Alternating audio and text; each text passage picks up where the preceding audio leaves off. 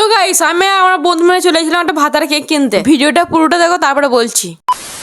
তো হেই কেস আজকে সকাল সকাল উঠে আমি আর আমার বন্ধু চলে গেছিলাম ডিউকটা নিয়ে। এই কাকুটা বললো তোমার ডিউকে বাঁধে কানটা খারাপ হয়ে গেছে।